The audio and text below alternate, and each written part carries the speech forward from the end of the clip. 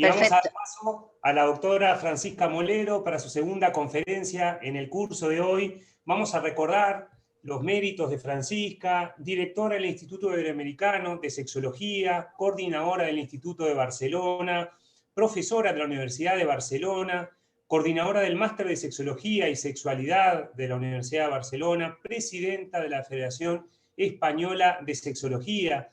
vicepresidenta de Sexología Médica del Colegio Oficial de Médicos de Barcelona, miembro de la Academia Internacional de Sexología Médica, es asesora de instituciones y empresas públicas, privadas, y es una colaboradora habitual de medios de comunicación españoles y extranjeros. Es un placer, Paqui, volver a darte la palabra para tu segunda conferencia del curso de hoy, el uso de tadalafilo en mujeres portadoras de trastorno de la excitación sexual.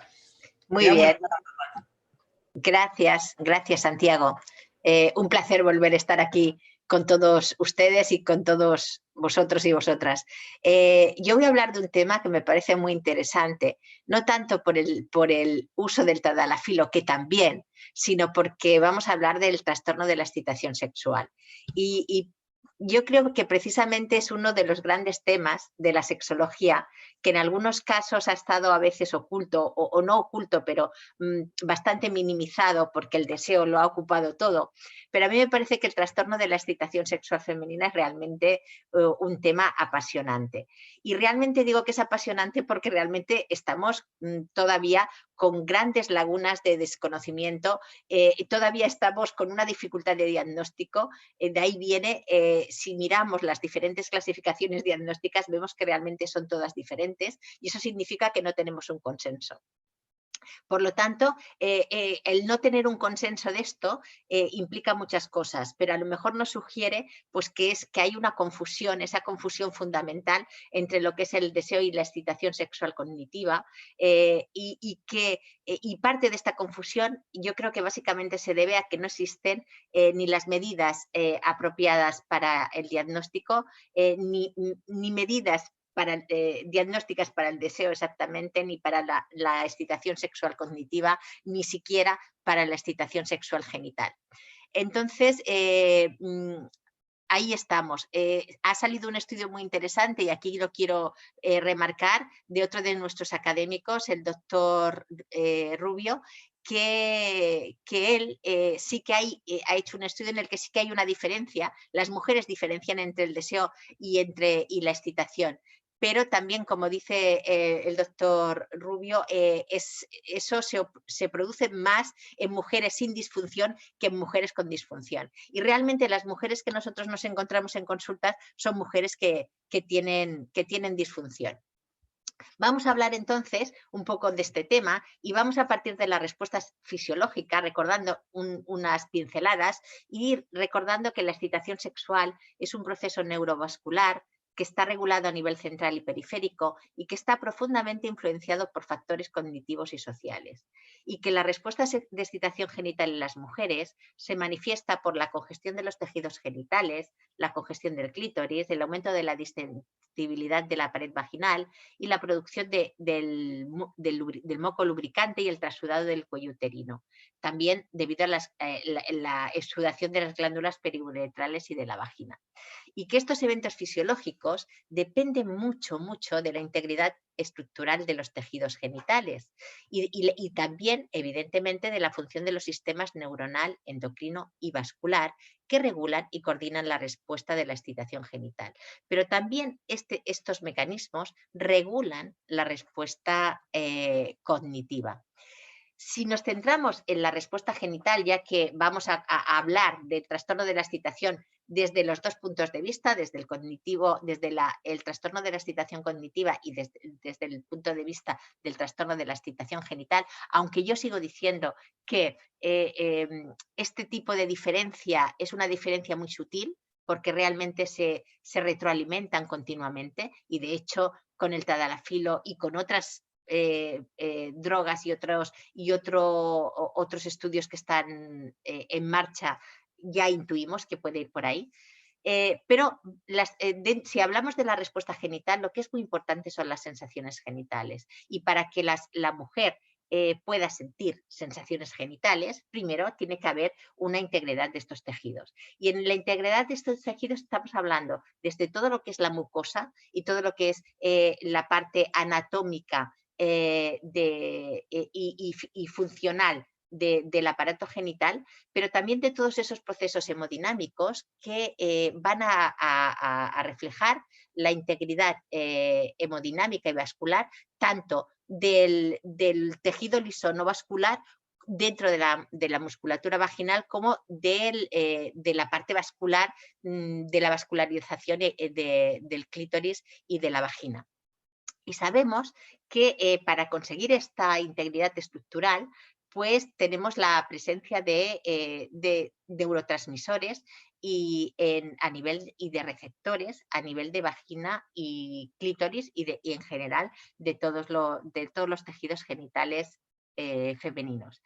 Y que esta presencia es una presencia de neurotransmisores adrenérgicos, colinérgicos y no adrenérgicos y no colinérgicos, y se evidencia además los sistemas de señalización a través del péptido vasoactivo y del óxido nítrico. Sabemos que el óxido nítrico juega un papel muy importante en la regulación del flujo sanguíneo genital, lo mismo que ocurre en el caso del hombre. Lo que pasa es que en el caso de la mujer incluso parece ser que hay otra vía paralela que va a través de la L-arginasa que modula en la síntesis del óxido nítrico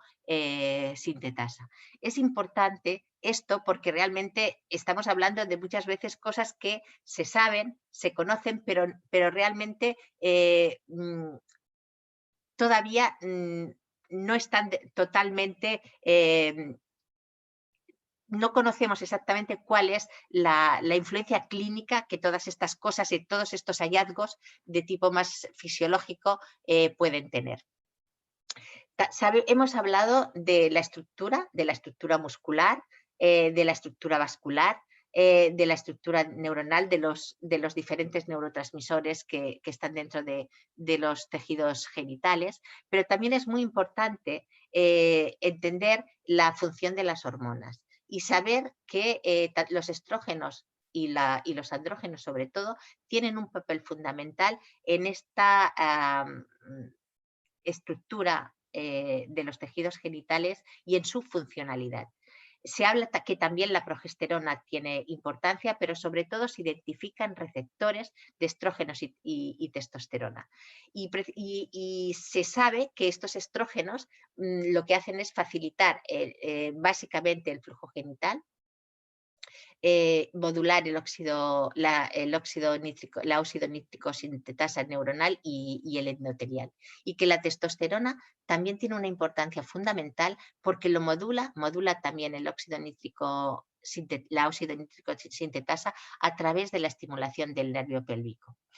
Esto es importante tenerlo en cuenta porque hay muchas veces situaciones diversas en que la mujer, y no solamente en la menopausia, puede pasar por unos cambios hormonales que puedan tener una disminución de esta expresión hormonal a nivel de los tejidos genitales y que eso puede tener una repercusión en cómo sienten estas mujeres las sensaciones genitales. La importancia de la estructura y de los tejidos genitales es clarísima, pero pueden estar en unas condiciones ideales, pero puede ser que aquella persona, aquella mujer, no sienta a nivel cognitivo,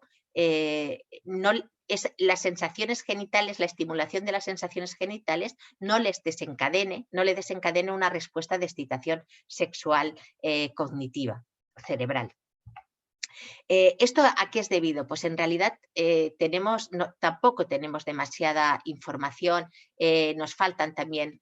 muchos estudios al respecto, pero sí que parece ser y tenemos claro que para que una mujer sienta excitación tiene que haber una activación de mecanismos centrales y que hay toda una regulación muy fina entre los mecanismos excitatorios e inhibitorios a nivel cerebral y que hay mujeres que tienen mayor o menor sensibilidad a los estímulos sexuales a nivel cerebral. Esta mayor sensibilidad podría ser debida a cuestiones de tipo educacional, pero también podrían ser debidas a cuestiones de que hay una disminución de esos receptores o de esas activaciones neuronales de tipo biológico y que hagan que esta mujer sea menos receptiva. Todas estas cosas nos pueden hacer entender la complejidad del trastorno de la excitación sexual femenino. Yo creo que uno de los grandes retos va a ser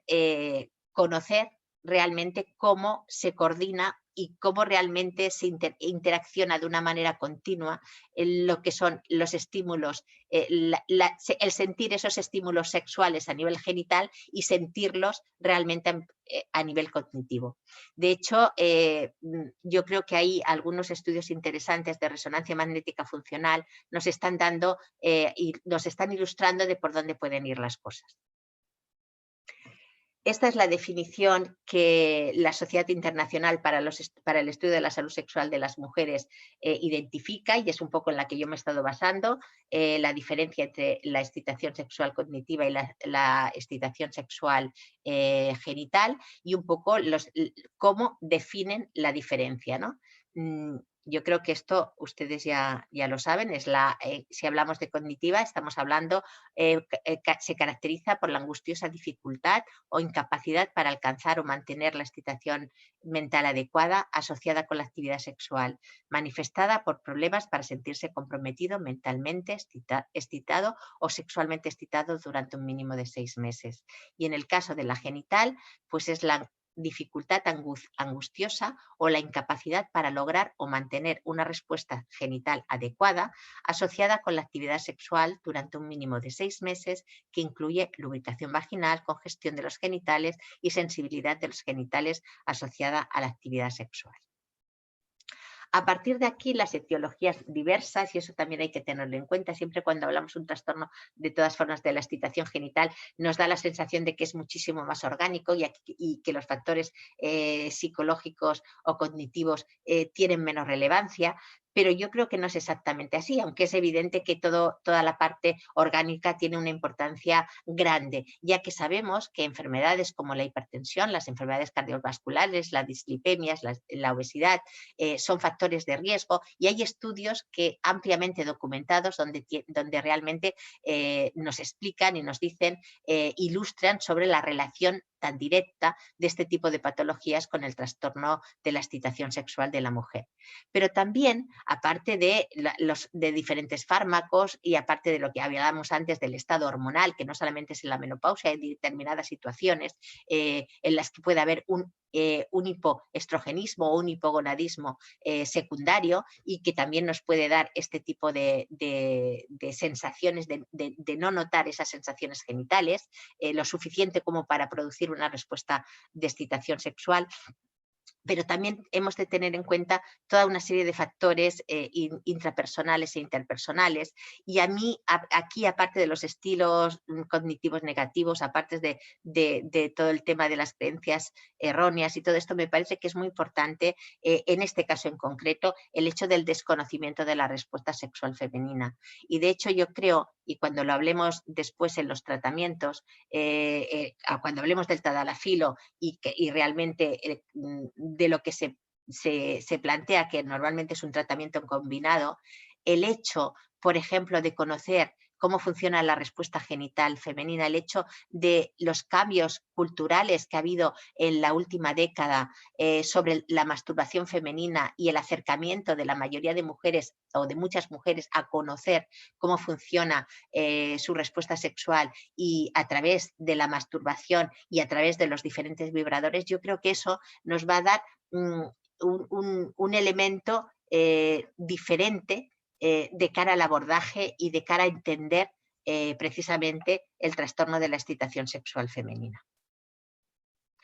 ¿Qué evidencia tenemos de este trastorno y su tratamiento con el tadalafilo, que es lo que Santiago en principio me pidió a mí? Pues básicamente para mí uno de los estudios más relevantes es una revisión sistemática que se hizo en el 2010, creo, relativamente, bueno, ya hace ya 10 años, pero realmente se revisaron un total de 16 estudios y realmente la revisión fue muy buena. estos estudios concluyeron, entre otras cosas, esta revisión concluyó, entre otras cosas, que los estudios que utilizaron medidas autoinformadas del funcionamiento sexual mostraron resultados mixtos, mientras que los estudios que examinaron los efectos fisiológicos de un inhibidor de la 5-fosforidiesterasa sobre la vasocongestión genital informaron consistentemente efectos significativos sobre la respuesta sexual. Y esto es un poco el kit de la cuestión, esa discordancia que parece ser que existe en las mujeres entre lo que la vagina y los genitales dicen y lo que la cabeza siente. Es decir, esta discordancia, Chivers y otros autores lo han hecho estudios y han dado muchas explicaciones, ha hablado desde la explicación más de tipo más biológica y más adaptativa, de que la vagina necesita emprender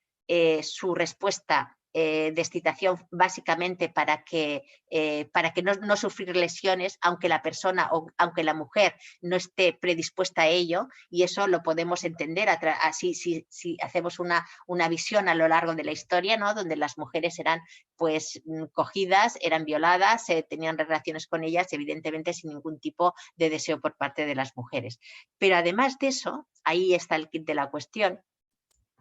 es que se ha visto que realmente hay mucha diferencia, que hay mujeres que sí que son más concordantes y hay mujeres que son mucho más discordantes en cuanto a sentir los cambios en su respuesta genital y por lo tanto activar la excitación sexual. Y parece ser que esta discordancia puede tener que ver mucho con, tiene que ver con la percepción de la respuesta genital. ¿Y qué es lo que determina la percepción de la respuesta genital? Pues aquí tenemos el problema, ese es el problema que decíamos. Se habla incluso de que pueda tener que ver con la densidad de los receptores androgénicos que pueda haber a nivel de las estructuras cerebrales. Y la densidad de estos receptores,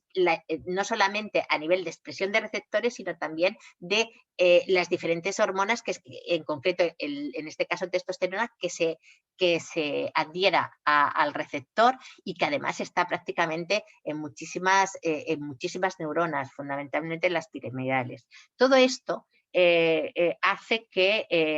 ¿y qué es lo que hace que se expresen más o se exprese menos los receptores androgénicos y por lo tanto pueda dar una reacción de que la persona sea más sensible a esos estímulos sexuales que percibe? Pues eso tampoco exactamente sabemos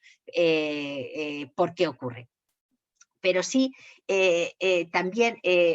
tenemos muchas dudas al respecto, pero también en esta discordancia hemos visto que realmente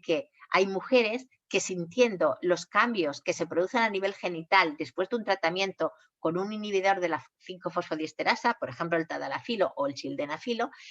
notan esas sensaciones, y esas sensaciones a veces no son nada agradables. En vez de estimular la respuesta sexual, lo que hacen es bloquearla. Como ven ustedes, pues realmente todavía más o menos estamos ahí, que no sabemos muy bien el efecto que pueda tener por la gran variabilidad de factores y de variables que todavía son de alguna manera desconocidas. Pero lo que sí que es cierto es que hay algunas evidencias, y en ese review estaba, pero también en otros estudios, de que el tratamiento farmacológico con inhibidores de la 5-fosfodiesterasa puede tener un efecto positivo en el trastorno de la excitación sexual femenino, y que para que sea más eficaz, pues es muy interesante y es muy importante que sea combinado con terapia. Lo podemos entender, porque de alguna manera en el momento en que tú estás trabajando con terapia, también haces que la persona identifique, focalice, entienda, interprete esas sensaciones genitales de una manera diferente, ¿no? Es lo que yo siempre hablo de conciencia genital. Nosotros, en nuestro caso, y por eso Santiago me propuso hacer este tema, estamos trabajando con diferentes investigaciones del uso del tadalafilo en mujeres con trastorno de la excitación y en algunos casos con trastorno del interés y de la excitación sexual, ¿no? Ya hemos hablado de esa línea fina entre el deseo y la excitación cognitiva. ¿Y qué es lo que nosotros hicimos? Hicimos un estudio piloto que todavía no está publicado, pero está para publicar,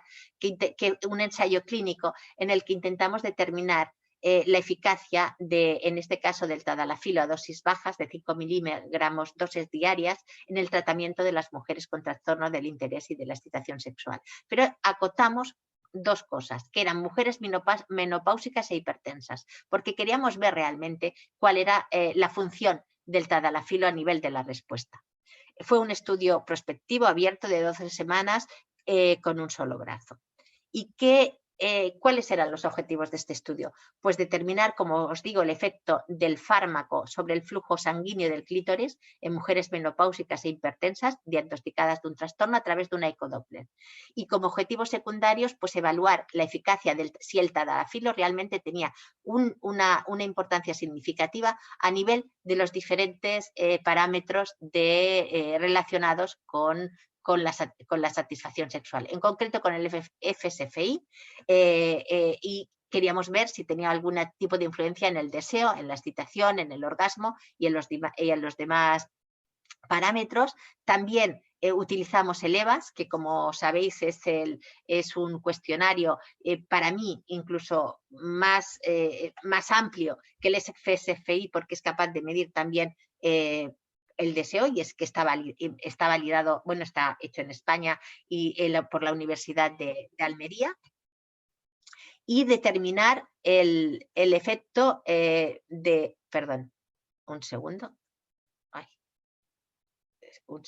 aquí. Determinar también el efecto del fármaco en la calidad de vida de estas mujeres a través del cuestionario del SF36 y evaluar la seguridad del fármaco utilizado, que en este caso fue el tadalafilo de 5 miligramos diarios. Y pensamos de 5 miligramos diarios porque seguíamos pensando que una dosis continua bajita podría ser mucho mejor tolerada para una mujer que no dar una medicación puntual en el momento en que iban a tener ellas una relación o una actividad sexual. En nuestro caso elegimos la ecodoppler porque teníamos evidencia de que ya había estudios que estaban trabajando en ello. Es curioso porque muchas veces se ha utilizado en investigación el plastimógrafo vaginal, ¿no? del pulso vaginal, y cada vez está utilizando más la ecodoppler. Lo que ocurre es que todavía hoy seguimos sin tener claros cuáles son los parámetros de ecodoppler que realmente nos indican cuáles son los parámetros fiables en los que tenemos que fijarnos para hacer estudios de investigación cuando valoremos el flujo de la arteria del clítoris. ¿Y qué nos dimos cuenta? Porque en realidad es que no existen medidas estandarizadas para hacer para los ensayos con tratamientos farmacológicos, y nos dimos cuenta también de que no existía ninguna curva de normalidad realmente que nos dijera cuáles eran los parámetros de vascularización del clítoris.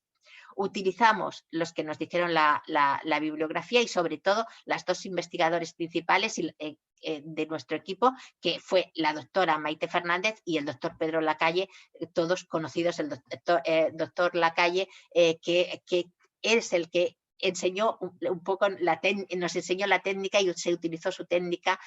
precisamente para trabajar con el tema, con la ecodoppler. Precisamente a través de los resultados conseguidos, las conclusiones de este primer estudio, se hizo otro estudio de validación de la técnica que ha estado recientemente publicado y que aquí tienen ustedes la referencia, y en el que realmente se ve las conclusiones son que la técnica descrita por Battaglia es una buena herramienta para medir el doble del clítoris, pero que posiblemente el pico sistólico, el volumen del pico sistólico no sea el adecuado para realmente medirlo y utilizarlo dentro de los estudios de investigación, y la doctora Fernández y el doctor Lacalle y todo el equipo lo que se plantea es que posiblemente hay algún otro parámetro, como es el volumen del flujo de la arteria dorsal del clítoris, la que podría ser más interesante como parámetro objetivo para utilizarla como gold estándar. De todas formas, eso es otro estudio que tiene que salir más adelante, o que tiene que estar en proceso. Con respecto al estudio que les estaba planteando del tratamiento con el tadalafilo, 5 miligramos en mujeres que estaban diagnosticadas de un trastorno del interés y de la excitación sexual, decirles simplemente que en nuestro caso fue complicado, puesto que eran hipertensas y además eran menopáusicas, y conseguimos reclutar a 21 mujeres. Fueron un ensayo clínico a 12 semanas, realmente muy estrictos, con controles muy exhaustivos, y hubo 2 abandonos. En nuestro caso, todos los parámetros del FSFI salieron significativamente positivos, significativamente valorables a partir de las 6 semanas. Y esto es muy interesante porque de alguna manera a nosotros sí que nos reflejó claramente que las sensaciones genitales, es decir, el hecho de notar los cambios vasculares a nivel genital, repercutían de una manera positiva en la excitación cognitiva. Y esto, y aquí tienen los datos de la excitación, la lubricación, el deseo y el dolor. Y realmente los que más salieron de manera más significativa, aunque todos fueron significativos, fueron la excitación, la lubricación y el dolor. Y el deseo también aumentó de manera significativa a partir de las 6 semanas de tratamiento. Lo mismo con el orgasmo y la satisfacción sexual. La satisfacción sexual empezó a ser significativa a partir de las 12 semanas. Algunas conclusiones, pues que nosotros estamos convencidas y convencidos de que el tadalafilo a dosis bajas y seguramente más bajas de 5 miligramos pueden ser una buena alternativa diagnóstica para el tratamiento del trastorno de la excitación sexual femenino, sobre todo si va acompañado con terapia sexual, porque nos va a ayudar la parte cognitiva si trabajamos pues todo lo que tiene que ver la conciencia y la sensibilidad de esas señales, de esos estímulos sexuales. Pensamos que a largo plazo seguramente, y hay estudios que están en ello y hay algún estudio publicado, pero hay otros que saldrán en los próximos años, será necesario una combinación, sobre todo si hay una insensibilidad cerebral a los estímulos sexuales de causa más biológica, pues habrá que aportar algún tipo de tratamiento que posiblemente será algún andrógeno tipo testosterona, que combinado nos puede ayudar desde los 2 ejes, desde el cognitivo y desde el genital. Pero también deciros que, bueno, pues que las diferencias fueron significativas en todos los parámetros, en el EVAS incluido, que en el Doppler no encontramos diferencias significativas porque pensamos que realmente las técnicas que se han utilizado para medir la excitación, los trastornos de excitación genital no son las adecuadas. Todavía no tenemos claro cuáles son realmente los parámetros que nos pueden servir en investigación, y como he dicho, parece ser que podría ser el volumen de flujo de la arteria dorsal del clítoris. Perdón, lo he hecho al revés.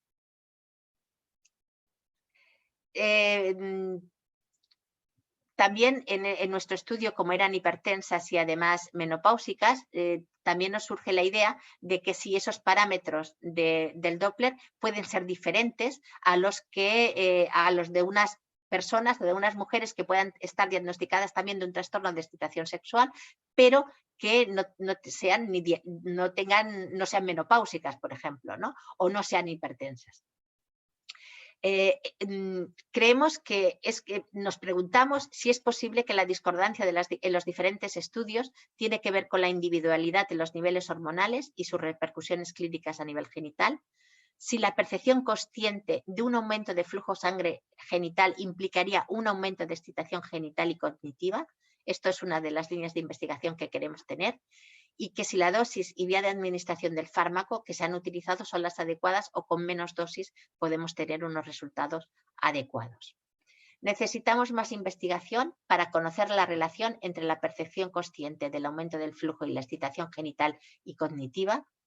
Necesitamos más investigación para estudiar la influencia de la nueva sexualidad femenina, mucho más consciente de su genitalidad y la discordancia o no de la respuesta de excitación sexual. Es decir, después de ahora, en el 2020, en el 2021, después de los cambios que ha habido en los últimos tiempos recientes con respecto a la masturbación, con respecto a la utilización de vibradores y dispositivos en el conocimiento de la respuesta y la utilización por parte de las mujeres en el autoerotismo. Todas estas cosas pueden hacer que las mujeres actuales tengan mayor percepción de su